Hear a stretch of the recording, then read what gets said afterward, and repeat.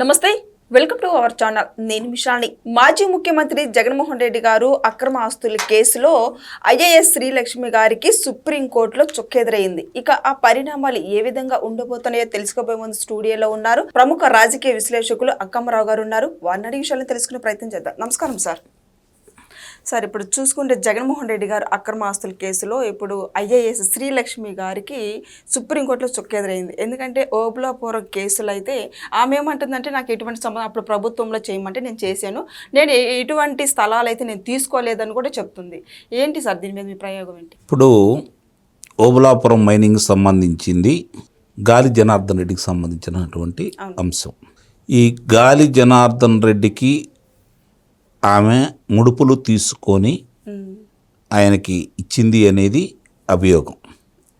దానికి సంబంధించి ఆమె మీద విచారణ సందర్భంగా సాక్షుల్ని విచారించిన సందర్భంలో ఆమెకు వ్యతిరేకంగా ఎక్కువ మంది సాక్ష్యం చెప్పారు.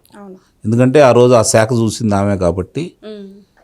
అది ఎప్పుడు డిసెంబర్లో 2009 డిసెంబర్లో ఆమె మీద అంటే అభియోగం ఈ ఓబులాపురం మైనింగ్ సంబంధించింది తీసుకుంటే 2011లో షార్ట్ షీట్ వేయటం జరిగింది తొలిసారిగా. దాంట్లో ఈ నిందితురాలుగా చేరుస్తూ ఆ రోజు ఆమెను కూడా ఒక ముద్దాయిగా చేర్చారు. ఇవి ఆమె డబ్బులు తీసుకొని భారీ మొత్తంలో డబ్బులు తీసుకొని ఓబులాపురం మైనింగ్ దానికి సంబంధించి నియమ నిబంధనలకు విరుద్ధంగా ఆమె వ్యవహరించింది అనేది సిబిఐ వాళ్ళు ఈరోజు సాక్ష్యాధారాలతో సహా ఇవ్వటం కూడా జరిగింది. దాన్ని పరిగణలో తీసుకొని ఆ సాక్ష్యాధారాలు ఉన్నాయని చెప్పని ఆమెను కూడా జైల్లో పెట్టారు. జగన్మోహన్ రెడ్డితో పాటు చాలా రోజులు ఆమె జైల్లోనే ఉంది. ఆమెని చూసుకుంటూ ఉంటే అతి పిన్న వయసులోనే తన ప్రతిభ ద్వారా ఐఏఎస్ సాధించినటువంటి వ్యక్తిగా మొట్టమొదట ఆమె పేరు ప్రఖ్యాతులు తెచ్చుకుంది. ఆ తర్వాత నిజాయితీగానే పనిచేశారనే పేరు కూడా ఉంది. మరి ఆ తర్వాత జరిగిన పరిణామాలన్నీ చూసుకుంటూ ఉంటే ఆమె మీద వచ్చిన అభియోగాలు విస్తుపోయే విధంగా ఉన్నాయి. ఇక్కడ ప్రభుత్వం చెప్తే నేను చేశాను అంటే ఒప్పుకోరు, శిక్ష అనేది తప్పదు. లంచం తీసుకొని చేశారు అని చెప్పి సాక్షులు చెబుతున్నారు కాబట్టి దాన్ని ఇక్కడ సిబిఐ కోర్టులో సిబిఐ వాళ్ళు స్పష్టంగా చెప్పారు కాబట్టి ఆమెకి హైకోర్టులో చుక్కెదురైంది. గతంలో సుప్రీంకోర్టుకి వెళ్తే సుప్రీంకోర్టు ఆమెకి అవకాశం ఇచ్చింది.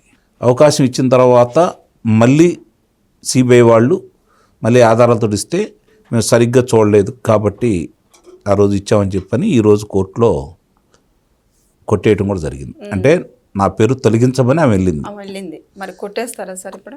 లేదు కదా, ఆమె దోషి అన్నట్టుగానే ఈరోజు న్యాయస్థానం చెప్పింది. హైకోర్టు తీర్పు కట్టుబడి ఉన్నామని చెప్పింది కదా. కాబట్టి ఇక్కడ ఇది జగన్మోహన్ రెడ్డా లేకపోతే గాలి జనార్దన్ రెడ్డి అనేది కాకుండా ఆ రోజు రాజశేఖర రెడ్డి ఆధ్వర్యంలో జరిగినవన్నీ కూడా ఇప్పుడు ఒక్కోటి వెలుగు చూపుతూ, ఎందుకు వెలుగు చూపుతున్నాయి అవన్నీ కూడా కొడుక్కి పందారం చేశాడనేది.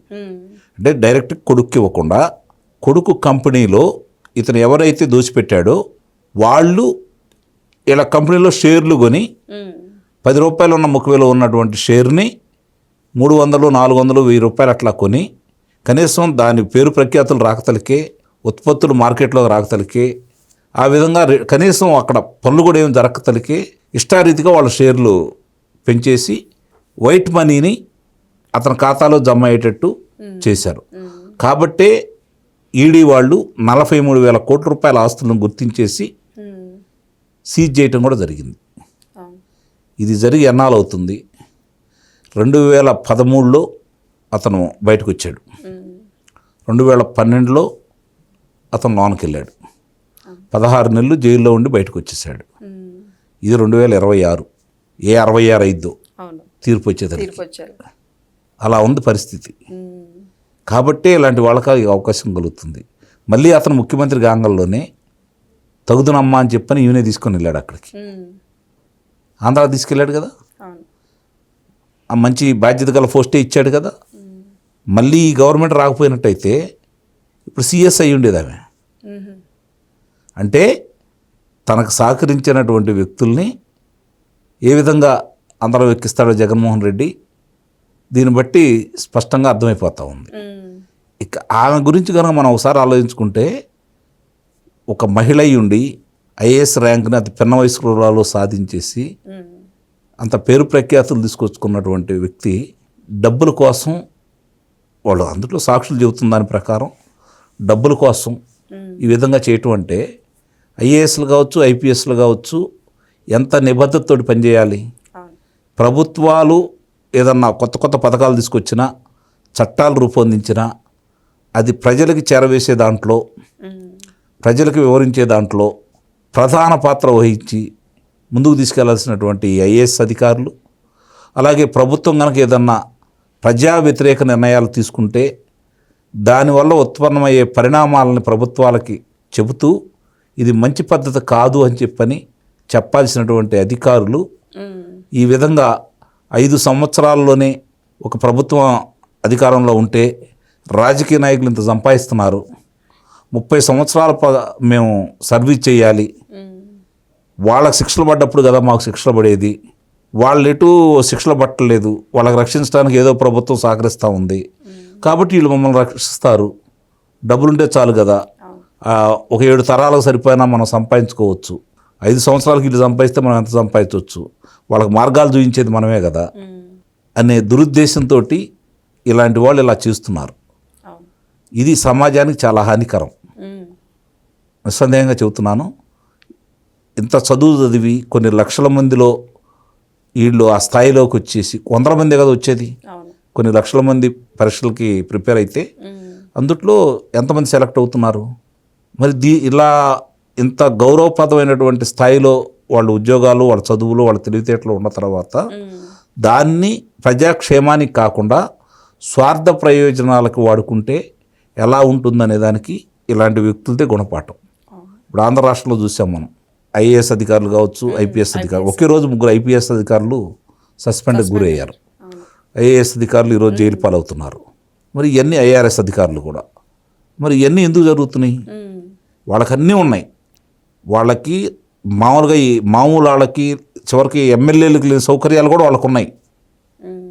ఎమ్మెల్యే ఒక నియోజకవర్గానికి పరిమితి. ఐఏఎస్ అధికారి జిల్లా కలెక్టర్గా ఒకప్పుడు నాకు తెలిసి మన ఆంధ్ర రాష్ట్రంలో తూర్పుగోదావరి జిల్లాలో 21 శాసనసభ స్థానాలు ఉన్నాయి. గుంటూరు జిల్లాలో 19 శాసనసభ స్థానాలు ఉన్నాయి. మరి వీటన్నిటికీ అధిపతి అతనే కదా. మరి ఆ స్థాయిలో ఉండవలసిన వ్యక్తులు, అన్ని లక్షల మందికి ప్రతినిధులుగా ఉండాల్సిన వ్యక్తులు ఇలాంటి పొరపాట్లు చేసేసి ఈరోజు ఒకప్పుడు మా బంధువు పలాయన కలెక్టరు, లేదంటే నా క్లాస్మేటు, లేదా మా స్కూల్ మేటు, లేదంటే మా కాలేజీ మేటు అని చెప్పి సగర్వంగా చెప్పుకునే వాళ్ళు ఈరోజు పలానా అతనంటే చివరికి బంధువులు కూడా మా వాళ్ళు కాదని చెప్పుకునే దౌర్భాగ్య స్థితిలో ఉన్నారు. అంటే ఇంతకంటే ఇక వాళ్ళకి జరగాల్సిన అవమానం ఏమిటో చెప్పండి. మరి ఇలాంటి వాళ్ళని చూసి అయినా భవిష్యత్తులో ఉంటుందా అంటే లేదు పెరుగుతున్నాయి. అది ఆశ్చర్యం వేస్తూ ఉంది. ఎందుకంటే ఇందాక నేను చెప్పినట్లు మమ్మల్ని ఎటు రక్షిస్తారు, వాళ్ళ శిక్షణ పడ్డప్పుడు కదా మాకు పడేది, కాబట్టి మాకేమీ కాదు, ఈలోపు పిల్లలు సెటిల్ అయిపోతారు, వెళ్తే మేము జైలుకి వెళ్తాం, అందుకంటే ఏముంటుంది? ఏమీ లేని ఏలుముద్రాలే శాసనసభ్యులయ్యి ఇన్ని తెలివితేటలు ఉపయోగించేటప్పుడు అంత మేధావులు ఆ సంపాదించిన డబ్బులు ఎలా చేయాలో వాళ్ళకి తెలుసు కదా. కాబట్టి ఆ విధంగా ఆలోచిస్తున్నారు. దీన్ని సమాజం హితం కోసం ఎవరున్నారో వాళ్ళు, అలాగే వచ్చే ప్రతినిధులు వాళ్ళు మారితేనే ఇవన్నీ మారుతాయి. వాళ్ళు మారట్లేదు, వీళ్ళు మారట్లేదు, తోడుదండలు అయిపోతున్నారు. కాబట్టి ఇంతకంటే గొప్ప పరిణామాలు వస్తాయని కానీ, గొప్ప వ్యక్తులు వస్తారని కానీ మనం భావిస్తే పిచ్చితనం అవుతుందని అయితే నాకైతే అనిపిస్తా ఉంది. ఈ ఆస్తుల విషయంలో ఇప్పుడు శ్రీలక్ష్మి గారు ఎలాంటి పరిణామాలు ఎదుర్కోబోతుంది ఇంకా ముందు అంటే ఏం చెప్తారు సార్? దాన్ని చెప్పాను కదా, లంచం తీసుకునే తెలివితేటలు ఉన్నప్పుడు ఆ లంచం ద్వారా వచ్చిన దాన్ని బంధువర్గానికో, కుటుంబ సభ్యులకో, స్నేహితుల దగ్గరకో ఎలా మార్చాలో తెలుసు కదా వాళ్ళకి. చర్చే ఉంటారు. ఏమవుతుంది? ఉన్న ఆస్తుల్ని ఏదైనా సీజ్ చేస్తారేమో వాళ్ళ పేరు మీద ఉంటే, లేనప్పుడు ఏం చేస్తారు? అదే కదా వాళ్ళ తెలివితేటలు. కాకపోతే వాళ్ళు తర్వాత వీళ్ళకి ఇస్తారా లేదనే తర్వాత విషయం. ప్రస్తుతానికైతే ఎవరికి పంచాల్సిందో వాళ్ళు పంచుతారు, రేపొద్దున అవసరమైనప్పుడు వాళ్ళ దగ్గర నుంచి వెనక్కి తీసుకుంటారు. Thank you sir.